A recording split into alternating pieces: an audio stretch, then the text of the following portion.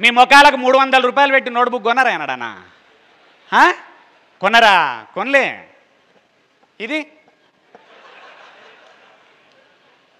Liver జడగట్టుకునే తందుకేమో మీకు ఆనందం, బాగుపడదామంటేనేమో అది లేదు శ్రద్ధ, కానీ బాగుపడాలనే తపన లోపలుంది. ఎట్లా పడతారా గట్లా?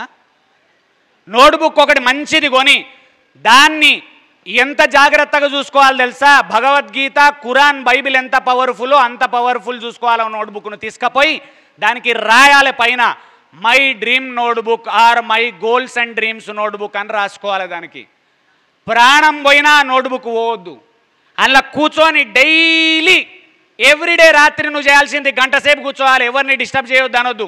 నేనేం చేయాలి, నేనేం చేయాలి, నేనేం చేయాలి, రాస్తా పోవాలి, రాస్తా పోవాలి, రాస్తా పోవాలి, రాస్తా పోవాలి.